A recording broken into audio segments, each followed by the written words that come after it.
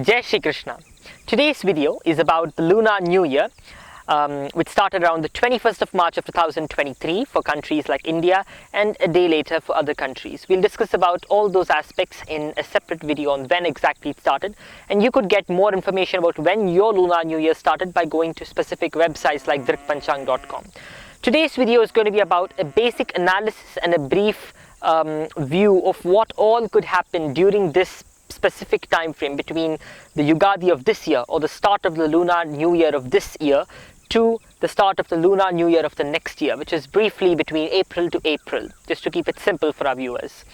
So this entire period, which is roughly around 12 months to be 1 year, one lunar year, what is going to happen between the 21st of March 2023 and the next Yugadi in 2024? That is the main subject of today's video, and we'll be looking at several areas of influence and impact, right from the geopolitical arena to the financial area to natural events that could occur to human events that could occur, and different kinds of situations for different important countries in the world, and what I expect overall based on an astrological analysis. I've used a couple of ancient scriptures to make this analysis, and I've also used historical data to a large extent, and a little bit of analysis from my own side to bring this together. And of course, we must thank the ancient sages of Bharat and the great Maharshis and Yogis, the Siddhas and the Munis, for giving us this wealth of information on how exactly things could play out in the future in the form of the Jyotisha Shastra.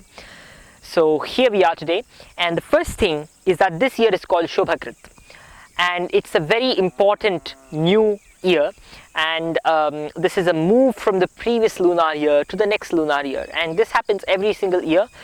What we are going to be finding out is the exact moment when the Lunar New Year changed. When does the Lunar New Year change? When the Chaitra Masa basically is actually the threshold point for the Lunar New Year. So exactly when it changes is when the Lunar New Year changes, and it starts exactly when the sun and the moon are very close to each other, known as the Amavasya, and exactly when the sun and the moon split in the form of 12 degrees of a difference between the two.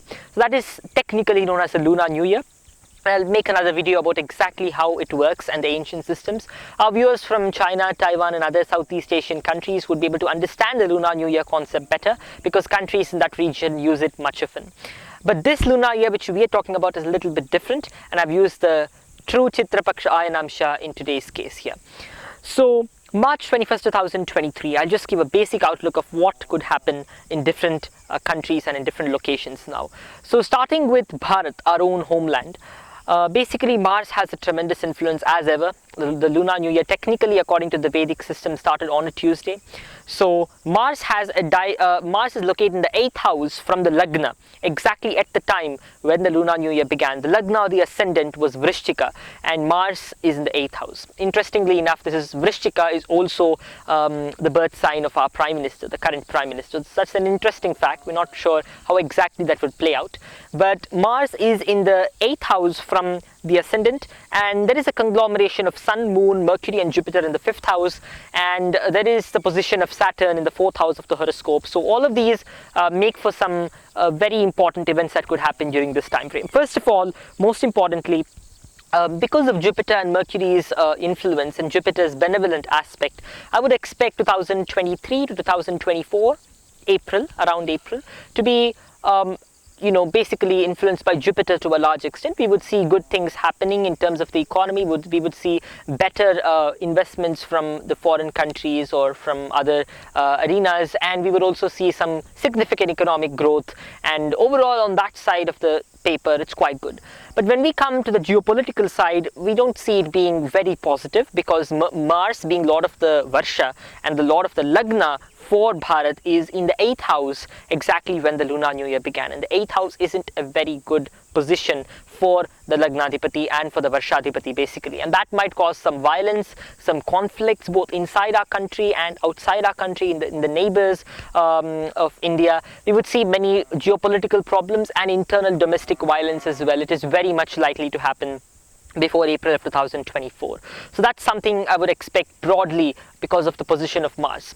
And apart from that, as I mentioned earlier, the other areas seem to be quite okay to a large extent, and India's position as a country, the dominance of the country is likely to increase, although this is not one of the very best years for our country, and not exactly one of the years where we could expect this golden kind of growth, although there will be good guidance and the economic policies will drift in the direction of growth. We're likely to see more violence, and even more violence towards animals probably, which is a very important factor to consider. More pain, more suffering in our country, and probably some very negative weather patterns and natural events that might be cataclysmic as well. So again, this is not too serious, but since the Mars is located in the 8th house, you would expect something windy to affect, and also something relating to fire and wind and water. These three elements are likely to cause some disruption. And as I mentioned earlier, very importantly, the earthquakes are one thing we have to be careful about, because one earthquake, a seismic event, leads to another and another and so on and so forth. So that might occur based on astrological cycles. Even India might be affected during this time frame. So Mars is in the 8th house, and hence my overall summary for India is that, or Bharat, is that our country, unfortunately, this is not one of the best years. And now coming to one of our most important neighbors, which is China here, and going to the capital of China, of course, which is one of its most important economic and political strongholds, Beijing. And I've also taken Shanghai for our research here. And basically, it goes to the next sign and comes exactly in opposition to the United States Lagna, which is in Mithuna Rashi. This is in Dhanus Rashi. So there is an aspect from Mars directly on the ascendant of China during the Lunar New Year. So that means that the US and China will come face to face on several geopolitical issues. I don't mean a war here, but face to face in public on several geopolitical issues, and the competition between the two is likely to reach another level during this time frame. And there are going to be some threats as well overall during the year. And overall, because of Mars impact, as I already mentioned earlier, the year is going to have a lot of military moves in different parts of the world, and I'll also explain how exactly that would play out. But military moves are going to be the center stage. Many countries will increase their defense budget by several times, and many countries will introduce new laws to amend their constitution. I'll come to Japan later, but that's something we're likely to see. And some kind of hostility and some kind of competitiveness will be very much prevalent. Competitiveness is the most important portion that is going to be exacerbated during this time frame. That's very clear. And going ahead from China to the United States, and basically China will see of course, China will see some economic points during this time frame. China seems to be better placed than India for 2023 to 24. Although, as I mentioned earlier, China will be in trouble in 2022 to 2023 and in the coming few years in several ways. As I've already talked about it in my previous videos, I predicted that China would see major issues during this time frame, and there might be some kind of a downfall beginning with China. Although this is not permanent and it's very temporary, and I'll make a separate video on this to elaborate that further. But yes, China's population shrinked by around 800,000 people, which is a massive number, and China's population is actually reduced in many decades for the first time. So that is a very important trend, and that proves the previous prediction right. So now, based on the current Lunar New Year and focusing on this particular subject, I would say that the positions of the planets kind of favor China to an extent, and the aspect of Mars makes it somewhat belligerent and somewhat defensive against the other countries. So that's from the geopolitical standpoint. From the health standpoint and the diseases standpoint and what exactly could play out that way, I would say that overall it seems to be just okay to an extent, and China seems to be quite well placed for the year. Violence within China is not expected during this year, although yes, violence outside China and violence relating to China are likely to increase. And yes, there will be some discontent amongst the people of China. Although in India, that phenomenon seems to be quite stronger, and we see some violence erupting in parts of the country probably, which may or may not be quelled by unified forces. So we're not really sure about that, but I'll elaborate on that further. Now moving to the United States, which is one of the other most important countries, of course, the global superpower, and the area where the economic and political forces of the world, the cultural forces of the world at present converge. So I've taken a couple of places from the west to the east coast of the United States and taken two major strongholds. But we'll look at the most important one, which is, say, Washington, D.C. and New York. The Lagna for these two places is Mithuna and is occupied by Mars. So US would lead the force in this time frame and would define the geopolitics of this entire year. That is very clear. US will also meddle in the politics of different countries and cause significant violence there. And I would also see the US interfering with African politics and other areas around the world. It's very much likely to happen. And the US basically is impacted and influenced by Mars significantly during this period. So the Martian influence, the influence of competition, defense and belligerence are likely to be quite high. The sentiments of force are likely to be quite high in the United States during this time frame, which is not a very good signal for the emerging new world order, unfortunately. And we will see several rapid changes overall in the world because of this. And there are going to be a lot of active things happening. It's likely that the entire continent, the North American continent, will experience the wrath of Mars overall, excess heat and probably some kind of fire-related incidents occurring quite frequently around the area. Air is going to be very important, and as I mentioned earlier, earthquake risks are quite high for this year and the next, say till 2024 April. Earthquake risks are quite high, and we are likely to experience somewhere around the world, I would like to narrow this down in my future videos, but somewhere around the world a major earthquake, of course, and that is bad news.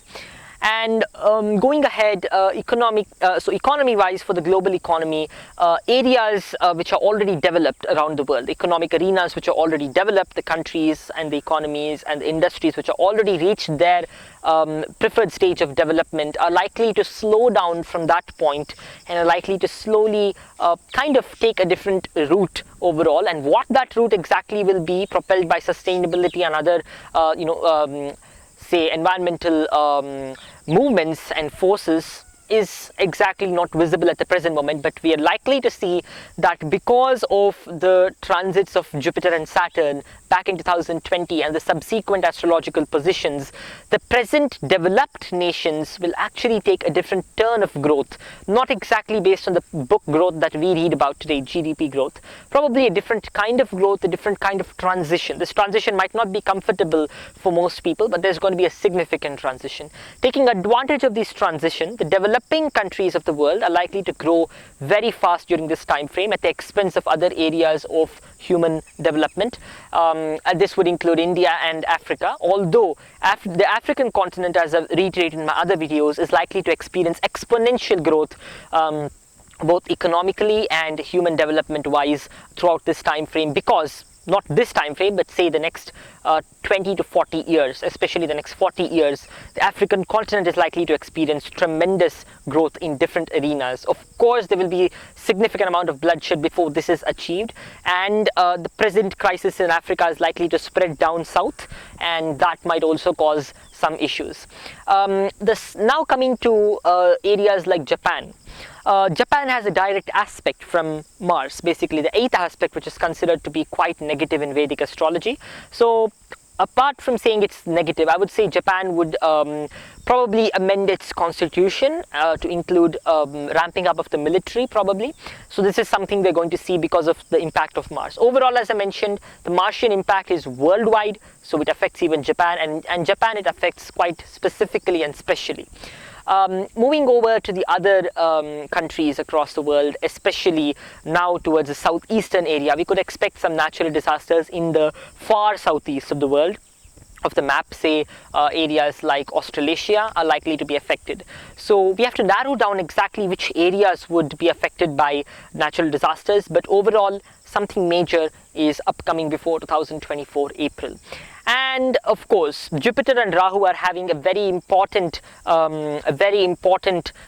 conjunction. Jupiter and Rahu conjunctions are very special, and I'll make a separate video on this. But Jupiter and Rahu conjunction is going to occur somewhere around the end of May, and my next video is about that particularly.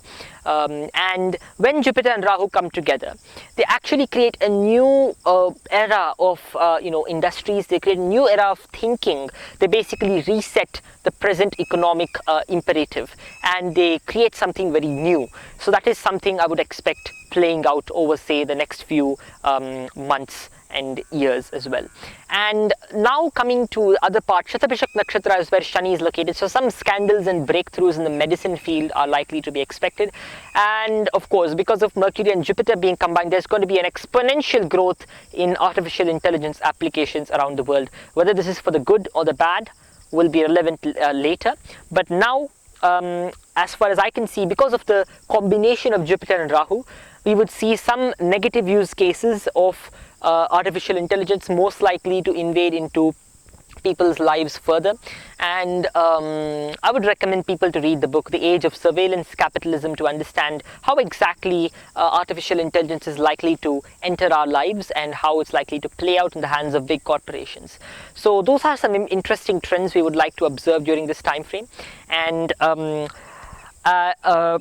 overall, that's what I see. Mars is one of the key grahas for this year, and Mars will influence whatever would happen during this year. It's not all doom and gloom. There are many positive things that are happening and many changes that are happening. As mentioned earlier, I would like to reiterate, this is basically a time frame we are living in is a once in a 400-year time frame. This period of 20 years comes once in 400 years, so it's extremely expansive. There are a lot of events that are going to happen. Many things that would take years would happen in months, and many things would take months would happen in days.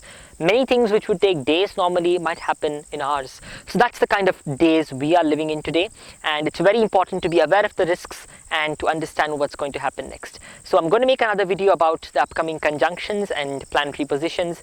So thank you. Jai Shri Krishna, Jai Shri Ramachandra, Jai Shri Lakshmi Narasimha.